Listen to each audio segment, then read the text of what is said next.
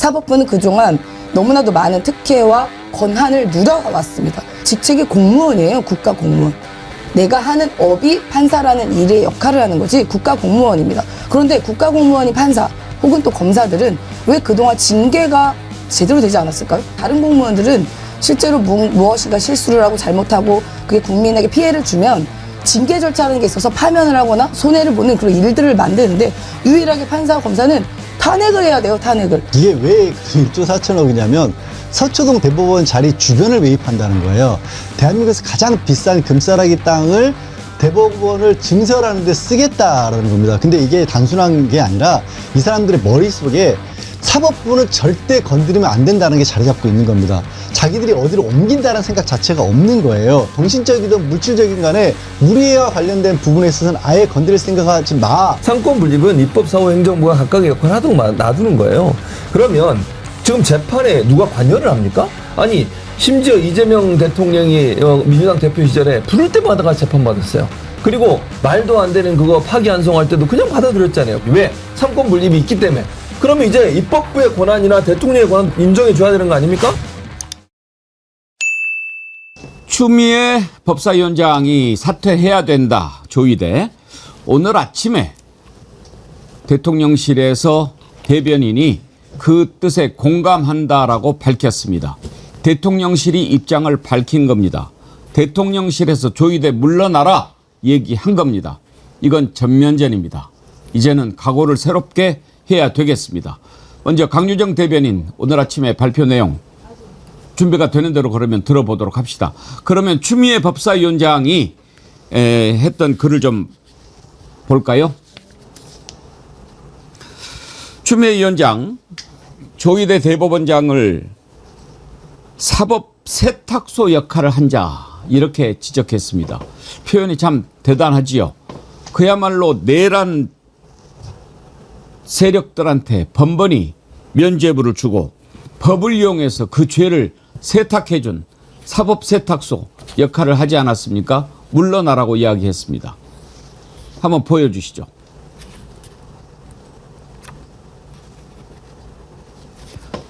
검찰 독재 시대에는 침묵하다가 무슨 염치로 사법부 독립을 주장하냐. 검사 때로 나타나서 재판부 고성에도 침묵하고 판사 사찰할 때도 침묵하고 특히 내란이 일어났을 때 사법부 한마디라도 얘기한 적이 있습니까? 그래놓고 내란범 구속 취소, 내란 세력의 간을 키우고 이 모든 책임 누구한테 있습니까? 조의대한테 있지 않느냐? 먼저 물러나는 것이 마땅하다. 이렇게 얘기를 했습니다. 대통령실 발언은 준비가 되는 대로 들려드리도록 하고요. 최진봉 교수님. 네. 조의대 물러나야 된다. 대통령실이 오늘 아침에 원칙적으로 공감한다. 물러나라는 얘기죠. 그렇죠. 그렇게 하는 게 맞죠. 왜냐하면 조의대 대법원장이 지금까지 보였던 행태를 보면 정치 개입에 가깝다고 저는 봅니다. 가장 큰 문제는 잘 아시는 것처럼 이번 대선, 이재명 대통령이 당선됐던 그 대선에 직접 개입하는 거라고 저는 생각해요. 아니 대법원이요. 1심, 2심이 전혀 다른 결과를 내놓은 재판을 그렇게 짧은 기간 안에 거의 30여일 만에 파기환송을 했습니다. 그리고 나중에 논란이 됐던 게 뭡니까? 내용도 제대로 안 봤다고 본인들이 직접 증언했어요. 진술한 거 아닙니까? 본인들이 다 안 봐도 된다. 30일이란 기간 동안 30여일 동안 어떻게 다 그걸 볼 수가 있습니까? 그리고 지금 로그 기록 제출하니까 그것도 제출 안 하고 있는 상황입니다. 이런 식으로 재판을 하는 게 이게 정말 공정한 재판입니까? 다른 재판들 정말 그렇게 30여일만 했습니까? 그러면 아니 선거를 앞두고서 대선에 개입하려는 의도가 아니라면 이런 행동을 할 수 없다고 보여지고요. 직위원 재판부에 대해서도 그렇습니다. 아니 법원행정처 그 당시에 뭐 천대엽 처장이 얘기했던 것도 비슷한 뉘앙스인데 검찰이 다시 재항고를 할 거라고 생각했다고요? 그럼 왜 지휘를 안 하는 겁니까? 아니 그동안 날로 계산해서 했던 걸 갑자기 시간으로 바꿨는데 그냥 넘어가요. 거기에 대해서 무슨 징계도 없어요. 그리고 나중에 슬그머니 또 다시 또 시간을 날로 바꾼다. 이렇게 또 결정을 했어요. 이게 대법원 이 조의대 대법원이 지금까지 조희대 대법원이 있는 사법부가 지금까지 했던 행태를 보면 정치적 개입이 너무 심해요. 그리고 공정하지도 않은 여러 가지 모습을 보였어요. 그럼 물러나야죠. 본인이 그 자리에 앉아가지고 앞으로 몇 년 동안이라도 대법원장을 해야 되는데 사법부를 어떻게 신뢰할 수 있겠습니까? 지금 사법부에 대해서 개혁을 하겠다고 민주당이 나서는 이유가 바로 그런 이유들 때문이에요. 이런 여러 가지 정황으로 봤을 때 사법부, 지금 조희대 대법원은 존재 가치가 상당히 사라지고 있다. 그런 점에 본다고 하면 저는 물러나고 새로운 사람이 대법원장으로 들어와서 공정한 사법부를 운영할 수 있도록 만들어야 한다고 생각합니다. 지금 민주당이 전면전을 선포했다 이렇게까지는 나왔습니다. 추미애 법사위원장이 물러나야 된다라고 했고 지금 서영교 법사위원도 오늘 아침에 조희대 물러나야 마땅하다라고 했는데 대통령실이 이렇게 본격적으로 입장을 확실히 밝힌 이유 어디에 있다고 보십니까, 임세현 대변인님? 그러니까 조희대 대법관 원장이 그 삼권 분립의 기본 자체가 아예 망각된 것 같습니다. 그러니까 법에 대해서 본인들이 이래라 저래라 할 수 있는 권한이 없어요. 아무리 대법관이라고 한들 법에서 입법부가 정한, 우리 국민이 선출한 권력인 국회에서 정한 것에 대해서 본인이 뭐에 참견을 하죠? 대법원 삼권 분립은 사법부는 법을 집행하는 기관이지 입법에 대해서 자기가 이렇다 저렇다 이야기할 수 있는 권한 자체가 없습니다. 뭐 위헌 여부 자꾸 이야기하는데 위헌을 검토하는 것도 대법원장이 하는 게 아니에요.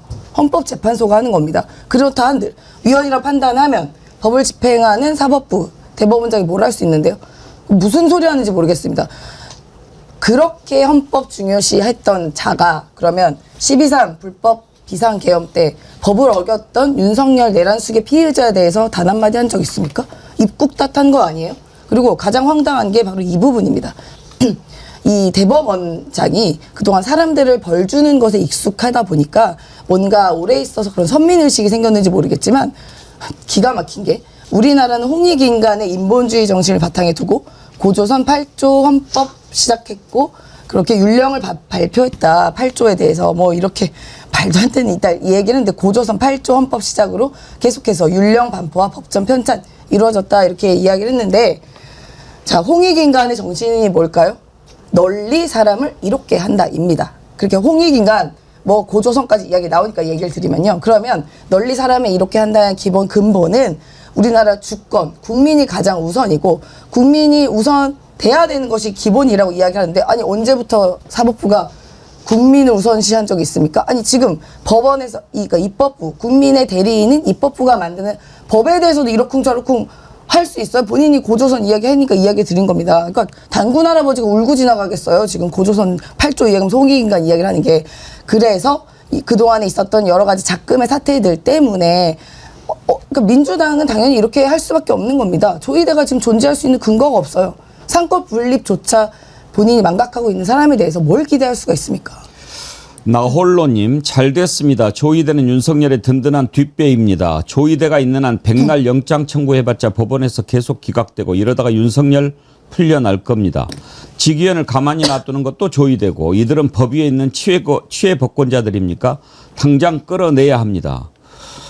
지금요 조희대가 만약에 사퇴하지 않고 계속 버티고 있는다면 어떤 문제가 생깁니까? 일단 지금 법원장 회의를 열어가지고 말도 안 되는 얘기들을 하면서 여론전에 나서고 있지 않습니까? 직위원 하는 거 보십시오. 조희대 하는 거 보십시오. 양절 변호사님, 만약에 지금 이런 식으로 계속 가다가는 구속기간 만료돼가지고 윤석열 또 풀려나지 말라는 법이 없지 않습니까? 맞습니다. 그 부분을 걱정하지 않을 수가 없는 게 지금 내년 1월 18일이면 구속기간이 만료가 됩니다. 그런데 직위원 재판부에서 12월까지는 우리가 변론을 다 마칠 수 있을 것 같다. 심리를 마칠 것 같다라는 식으로 마치 무슨 베풀기라도 하는 듯이 그렇게 발표를 했습니다. 입장을 내놨는데 그걸 어떻게 신뢰를 하겠습니까? 그리고 못 마친다 그랬을 때도 보통 마친다고 하더라도 한 달에서 그다음에 2달 정도가 있고요. 자칫 잘못하면 이게 법원의 인사기간하고 겹칩니다. 그러니까 판사, 재판부가 바뀔 수가 있거든요. 만약에 1월 초순에 1월 중순에 직위원 재판부를 조희대가 인사를 내서 다른 재판부로 바꾸면 무슨 일이 벌어지냐면 재판 절차를 갱신해야 됩니다. 그러니까 새로운 판사가 저 처음부터 다시 봐야 되겠는데요 라는 말 한마디 해버리면 한두 달 정도는 그냥 재판이 공전됩니다. 그 사이에 윤석열은 풀려날 수도 있어요. 이게 정말 황당한 얘기지만 그동안 저 직위원 재판부가 보여준 행태라든가 사법부에서 조희대 대법원장이 보여준 행태가 그게 충분히 가능하다는 생각을 하게끔 만들었거든요. 국민들로 하여금. 문제는 그런 겁니다. 아까 고조선 8조 얘기를 했고 저도 기가 막히긴 했는데 그렇죠. 고조선 시대에도 법이 있었고 21세기 대한민국에도 법이 있습니다. 그런데 그때의 법은 이른바 나라님이 일방적으로 백성들을 다스리기 위한 법이었고요. 지금의 법은 국민들이 만들어낸 법인 거고 국민들끼리 약속인 겁니다. 그들이 일방적으로 할 수 있는 법이 아닌 겁니다. 그리고 그 법을 만드는 게 국민을 대표한 국회에서 만드는 겁니다. 그 얘기를 지난주에 대통령이 기자회견하면서 한 얘기입니다. 그런데 그걸 들어서 사법부도 당연히 견제를 받아야 되는 걸, 균형을 받아야 되는 거를, 그러니까 재판의 독립을 들어서 사법부가 재판을 관여하지 말라는 것과 사법부가 자기들 마음대로 할 수 있는 건 완전히 다른 얘기거든요. 그걸 막 섞어서 쓰고 있어요. 그리고 언론들도 그걸 무비판적으로 다 받아서 큰일 났다는 식으로 그렇게 지금 쓰고 있거든요. 잘못된 겁니다, 그건. 지금 법원이 반대하는 이유 여러 가지 내세우고 있습니다만 그것은 조금 있다가 따져보기로 하고, 최진봉 교수님, 네. 세상에 대법관 늘려야 된다라고 하니까 네. 대법원이 무엇 때문에 어렵다라고 그 이유를 내세웠는가 하면은 네. 천대엽 법원 행정처장 있지 않습니까? 만약에 대법관을 늘리면 청사 부지 매입 비용 1조 원 들고 또 건물 짓고 이렇게 해서 1조 4천억에서 1조 7천억 가까이 든다. 부지 매입비가 1조 원 이상이고 이러니까 어떻게 늘리겠냐 이런 얘기를 했다는 거예요. 아니, 쓸데없는 걱정을 하는 거죠. 본인들이 그러면 그 청사 새로 짓고 이렇게 해서 뭐 엄청나게 늘려가려고 생각하는데요. 지금 당장 늘린다 하더라도 순차적으로 연차로 늘리는 겁니다. 한꺼번에 확 늘리는 게 아니에요. 이게 3년, 5년 계획을 잡고 1년마다 몇 명씩 늘려가기 때문에 청사를 조금 좁더라도 나눠 써도 되고요. 만약 필요하면 다른 건물로 옮겨도 되는 거예요. 반드시 그 청사를 바로 지어야 됩니까 지금?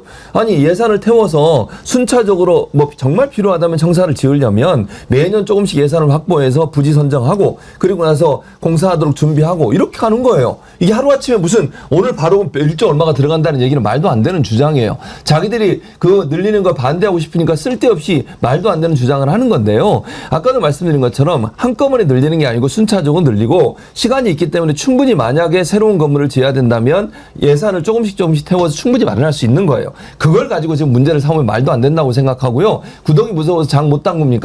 이게 말도 안 되는 주장이죠. 원래 목적은 뭡니까? 대법원이 공정하지 않기 때문에 공정한 법체계, 대법원, 그 다음에 사법체계를 만들겠다는 의미 아닙니까? 그 목적으로 하는데 만약 돈이 필요하면 들어가는 것도 써야 되는 거죠. 근데 그게 막 하루아침에 1조 얼마가 들어가는 게 아님에도 불구하고 이런 식으로 자꾸 본질을 오도하면서 다른 걸로 덮으려고 하는 시도는 버려야 한다고 생각합니다. 소카 00386님 대법관 방 2분의 1로 줄이고 집어넣으면 되겠네. 아니 지금 임세은 네. 소장님, 대법관들이 한 방을 얼마나 크게 잡고 쓰는지 모르겠습니다만 그 대법관 수를 늘리면 그거 공간 재배치해서 쓰면 되는 거지.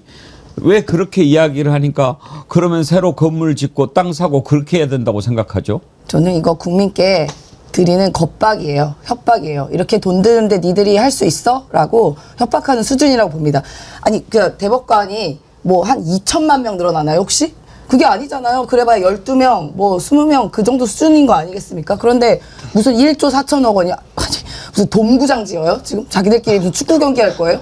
뭔 소리하고 있어. 지금 책상 몇 개 들어가면 되고 사무실 좁히면 되고 그 10분이든 맥스 30명 정도라고 칠게요. 그럼 그런 공간이 없습니까? 대한민국에요? 여기 정부 공간 비는 데 많고 그리고 11월이 되면 이재명 대통령께서 청와대를 옮긴다고 했으니까 그 국방부 건물 비어요. 또 거기 가도 돼요. 이은주님은요. 검찰 해체되면 대검 텅텅 빕니다. 아 맞네요. 네.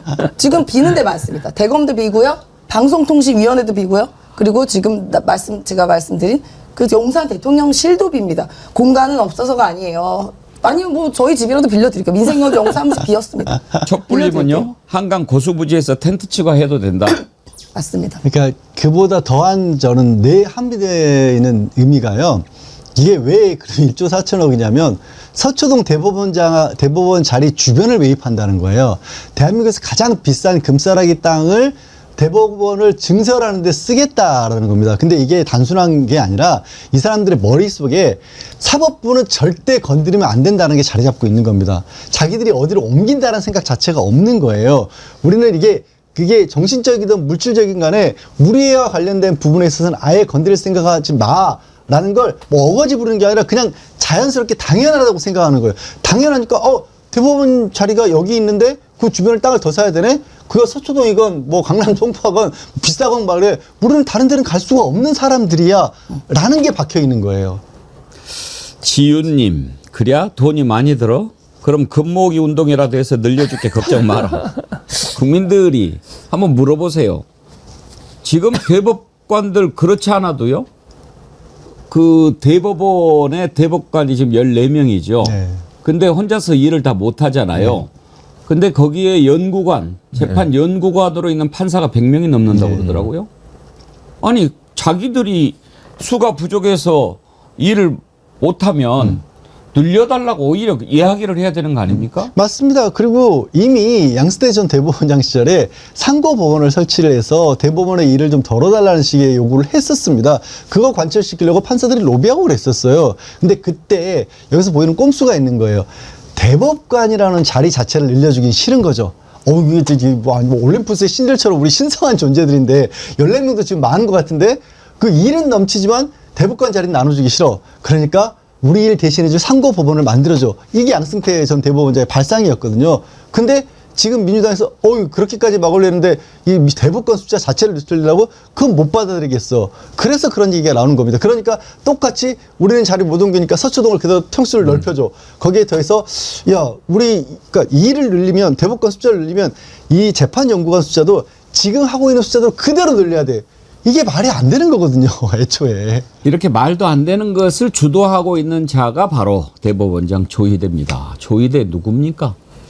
조희대는 다른 걸 다 떠나서 이재명 후보, 민주당의 대통령 후보로 확정이 돼 있는 상태였습니다.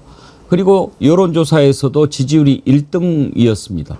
그런 후보를 날려버리기 위해서 유죄 취지로 파기환송을 시켰던 자 아닙니까? 그러면 적어도 국민들의 선택을 제한하려고 했던 부분에 대해서 반성하고 사죄해야지요. 그런데 이제 내란이 이렇게 계속 진행되고 있는데 어떻게 해서든지 그 내란 세력들한테 유리하게 해주기 위해서 직위원회 시켜서 풀어주고 이제는 그런 국민들의 여론에 따라서 너네들은 없어져야 돼까지 나오는데 그걸 이렇게 반발하고 있는 겁니다. 그래서 민주당에서 이제는 조희대가 날아가야 된다라고 하고 있는 거고 대통령실이 입장을 밝힌 겁니다. 강유정 대변인 녹취가 준비됐습니다. 들어보시죠. 법사위원장께서 대법원장에 대한 공개 사퇴를 요구했는데 대통령실의 입장도 마찬가지인지 좀 궁금합니다. 네, 아직 저희가 특별한 입장이 있는 것은 아니지만 다시 한번 말씀을 드리자면 국회가 어떤 숙고와 논의를 통해서 헌법 정신과 국민의 뜻을 반영하고자 한다면 가장 우선시되는 그런 국민의 선출 권력이라고 할 수 있겠고요. 그리고 그 부분에 대해서 그런 시대적인 국민적인 요구가 있다라면 한편으로는 임명된 권한으로서는 좀 그 요구에 대한 개연성과 그 이유에 대해서 좀 돌이켜봐야 될 필요가 있지 않나라는 점에서는 아주 원칙적으로 공감하고 있습니다. 네. 예, 강유정 대변인이 원칙적으로 공감하고 있다. 절제된 표현을 썼습니다. 그렇지만 질문이 민주당에서 조희대 사퇴 요구하는데 대통령실의 입장은 뭐냐? 원칙적으로 공감한다. 최재봉 교수님, 네. 이제 대통령실 입장을 조희대 물러나라 이렇게 밝힌 거라고 봐도 무방하지 않습니까? 그렇게 보이죠. 왜냐하면 원칙적으로 동의한다면 말씀하시는 절제된 얘기이긴 해요. 왜냐하면 이제 상권 분립이 되니 대통령이 또 너무 개입하는 것을 보이는 것을 좀 줄이면서도 명확한 의지를 표명한 거라고 저는 보거든요. 국회를 선출된 권력이라고 얘기했고 대통령이 지난번 100일 기자회견에서 권력에도 서열이 있다고 그랬어요. 그 서열의 기준이 뭐냐면 무슨 뭐 직책이 아니고요. 선출된 권력이냐 아니냐의 문제였어요. 사법부는 선출된 권력이 아니라 임명된 권력입니다. 선출된 권력은 국민의 뜻과 국민의 생각을 위임받아서 행하는 기관이에요. 그게 국회고 대통령입니다. 그러면 서열이 있다고 표현한 건 그게 더 중요한 역할을 한다고 보는 거예요. 그러니까 국회에서 어떤 논의를 통해서 결정한 사안은 국민의 뜻으로 받아들여야 된다는 거죠. 임명된 권력이 거기에 대해서 이러쿵 저러쿵 우리는 따를 수 없어 이런 얘기 할 수 없다는 얘기입니다. 임명된 권력은 선출된 권력의 민의를 따라가야 돼요. 국회는 민의의 전당이고 국회의원들은 국민이 직접 선출해서 보낸 사람들이에요. 그 사람들이 논의하고 숙고해서 결정한 문제 다수결에 의해서 만약 통과된 것이라면 그건 당연히 받아들여야 되는 거예요. 좋고 나쁘고의 문제가 아니에요. 싫고 좋고의 문제가 아니라는 얘기를 하는 거예요. 그래서 대통령 입장은 오늘도 같은 같은 맥락 아닙니까? 황교안 대변인이 선출된 권력, 그게 권력의 서열에서 가장 우선시되고 있는 것이기 때문에 거기서 논의해서 결정된 사항이라면 대통령도 원칙적으로 공감하고 있다라고 하는 부분을 표현한 것이다. 그 말은 결국 절제되긴 했지만 대법원장의 사퇴는 필요하다라고 하는 의미라고 보여집니다. 지금 일부 보수 매체들은 마치 이재명 대통령의 발언을 이렇게 비틀어가지고 누구 위에 누가 있다 이런 식으로 막 몰고 가는데 우리가 기자회견 때 분명히 듣지 않았습니까? 이재명 대통령이 했던 말의 그 본 뜻은 국민이 선출한 그 국민 주권이 발현된 그 의지를 살려야 된다. 그 말 아니었습니까? 이재명 대통령 그때 발언 다시 한번 들어보시죠.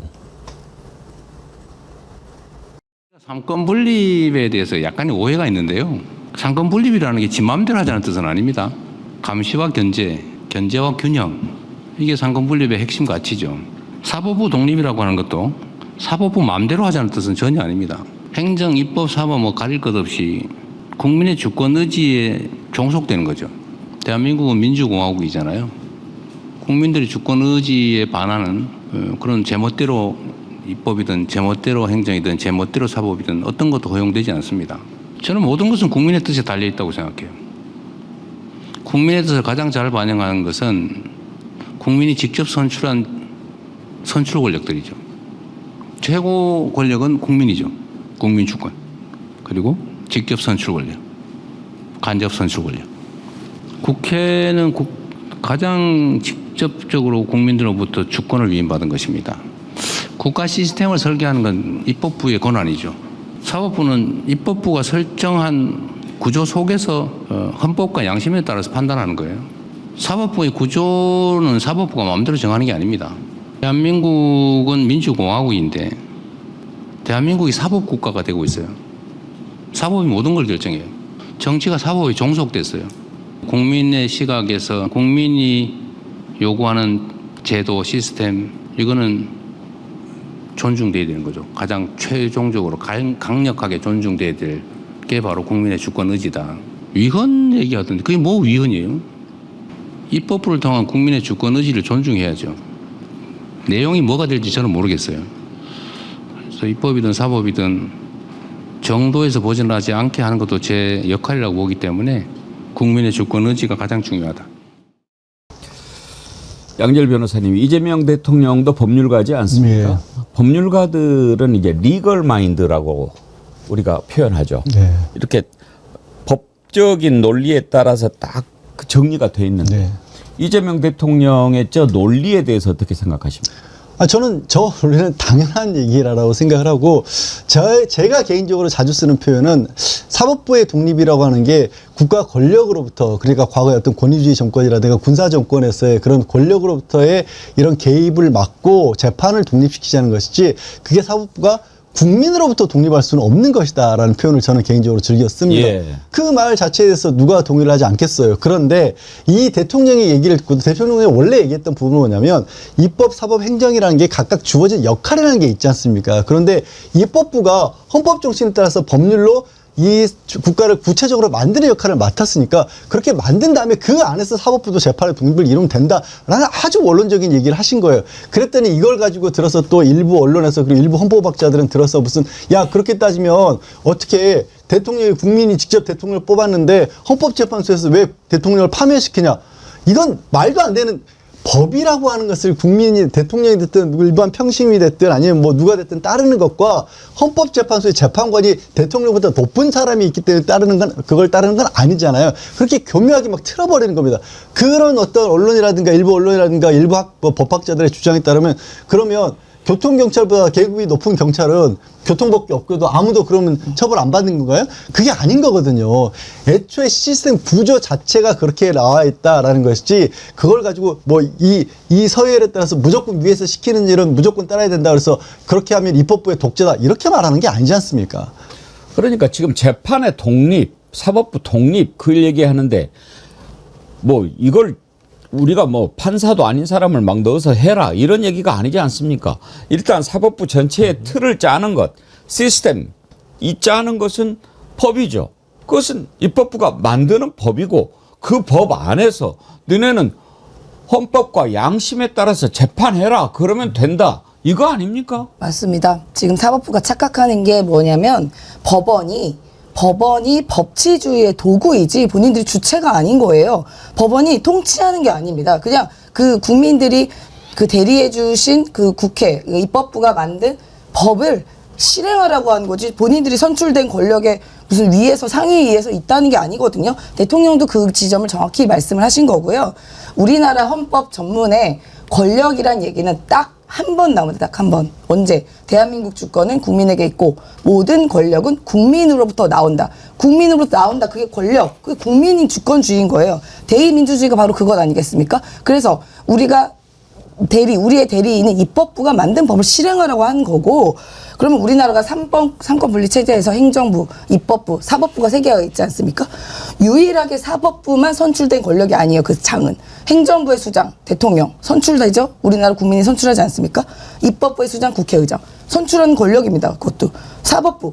임명직이에요, 유일하게 사법부만. 그래서 저는 근본적으로 사법부의 수장도 나중에는 추후에는 국민이 선출해야 되는 게 맞지 않냐, 이런 문제의식도 있다고 생각을 되고, 사법부는 그동안 너무나도 많은 특혜와 권한을 누려왔습니다. 많은 분들이 망각하고 있는데 지금 판사 이렇게 가는 그분들은 직책이 공무원이에요. 국가 공무원. 내가 하는 업이 판사라는 일의 역할을 하는 거지 국가 공무원입니다. 그런데 국가 공무원인 판사 혹은 또 검사들은 왜 그동안 징계가 제대로 되지 않았을까요? 유일하게 다른 공무원들은 실제로 무엇인가 실수를 하고 잘못하고 그게 국민에게 피해를 주면 징계 절차라는 게 있어서 파면을 하거나 어떤 그 손해를 보는 그런 일들을 만드는데, 유일하게 판사와 검사는 탄핵을 해야 돼요. 탄핵을. 이것도 전 전반적으로 손을 봐야 되고, 특히 판사 정년이요 65세입니다. 다른 공무원들 60세거든요. 65세. 대법관들은 70세. 왜 본인들만 정년이 이렇게 길죠? 그러니까 이런 특혜들도 저는 모조리 손을 봐야 되는 것이 지금 우리 국민주권주의에 있는 시민들이 요구하는 겁니다. 그런데 뭐 어디서 다른 얘기를 하고 있습니까? 말도 안 되는 거죠. 저 재판 독립과 관련해서 한 말씀만 더 드리자면, 지난주에 법원장 회의를 통해서 이 사법개혁안과 관련해서 반대되는 여러 가지 입장들 내놓은 것 중에 이런 부분이 있어요. 법관 평가에 대해서 외부 평가 의견을 절반 정도 넣자는 게 있는데, 그게 사법부의 독립을 해친다라고 합니다. 그런데요, 지금 임세훈 지금 소장님도 잠깐 말씀 주셨는데, 현재의 이 법조계에서는 대법원장이 바뀌잖아요. 그럼 법원을 그 대법원장의 이름을 따서 부릅니다. 뭐냐면 지금은 조이대 코트라는 이름으로 현재 법원을 부릅니다. 그러니까 조이대 대법원장의 뜻에 따르는 게 그냥 일반적으로 받아들여지는 질서인 거예요. 근데 그럼 무슨 문제가 생기냐? 외부에서는 전혀 개입을 하지 않은 상태에서 대법원장이 법관들의 인사를 좌지우지하다 보니까 판사들은 재판의 독립이 아니라 판사들이 재판할 때도 조이대 눈치만 보는 겁니다. 그게 재판의 독립인가요? 외부 평가제가 들어가면 대법관이 일방적으로 판사들을 평가하는 게 아니라 공정하게 객관적으로 판단을 하게 되면 오히려 개별 판사들 입장에서는 윗사람들 눈치 안 보고 재판할 수 있게 되는 겁니다. 이게 오히려 재판의 독립이고 사법부의 독립인 거죠. 방금 전에 이재명 대통령 논리를 우리가 쭉 들어봤습니다. 그 논리에 대해서 어떻게 생각하십니까? 여기에 맞서서 이제 조이대가 그 논리를 또 얘기를 했는데요. 조이대 발언 한번 찬찬히 들어보시고 그 논리에 대해서는 어떻게 생각하시는지 최진봉 교수한테 한번 여쭤보도록 하겠습니다. 최근 사법제도 개선을 둘러싼 국회의 논의 과정에서 사법부는 국회와는 물론이고 정부, 변호사회, 법학교수회, 언론 등과 다각도로 소통하고 공론의 장을 통해 충분히 검토한 후 국민의 불편을 해소하고 사법 정의를 실현하는 바람직한 방안을 마련하기 위하여 심혈을 기울이고 있습니다. 사법부는 앞으로도 계속하여 권력 분립과 사법권 독립의 헌법 가치를 중심에 두고 과거 주요 사법제도 개선이 이루어졌을 때 사법부가 적극적으로 참여했던 전례를 바탕으로 국회의 사법부의 의견을 충분히 제시하고 필요한 부분은 합리적인 설명과 소통을 통해 설득해 나감으로써 국민 모두를 위한 올바른 길을 찾아 나가겠습니다. 사법부가 그 헌신적인 사명을 완수하기 위해서는 무엇보다 재판의 독립이 확고히 보장되어야 합니다. 법관 여러분은 어떠한 어려움에도 흔들림 없이 오직 헌법을 믿고 당당하고 의연하게 재판에 임해 주시기를 당부합니다. 저는요 일단 그 논리를 떠나서 저 표현하는 것을 들어보셨죠. 조의대 이렇게 읽는 걸 보면서 문영배 헌재소장 대행 생각났어요. 이 전달하는 게 들리잖아요. 조의대 얘기가 들립니까? 제가 흉내 한번 내볼까요? 뭐라고 읽는지를 모르겠어요. 조의대 그 원고는 없으니까 예를 들면 대통령실 15일 더불어민주당 소속 추미애 국회 북사선이 조의대 대법원장 사퇴를 요구한 것과 관련해서 언제적으로 온 거? 아니 입에 뭐 넣었어요? 왜 이렇게 웅얼웅얼거려요? 웅얼거리는 것도 그렇고 제가 지금 감기 걸려가지고 목소리가 안 나요. 저보다 더 안 나오는데. 저자가 재판을 하면은 듣는 사람이 내가 유죄인가 무죄인가도 잘 헷갈리겠어요. 그리고 말도 중요하게 강조할 만한 곳에 억양이 이렇게 올라고 우유 이래. 저는 일단 뭐 그거는 이제 우리 국장님 얘기하셨으니까 이 논리 자체는 그러니까 논리가 말을 그대로 하면 그대로 제가 얘기해 볼게요. 권력 분립 그랬잖아요. 뭐 소위 이제 삼권 분립이라고 얘기해 봅시다. 삼권 분립은 입법, 사후, 행정부가 각각의 역할을 하도록 놔두는 거예요.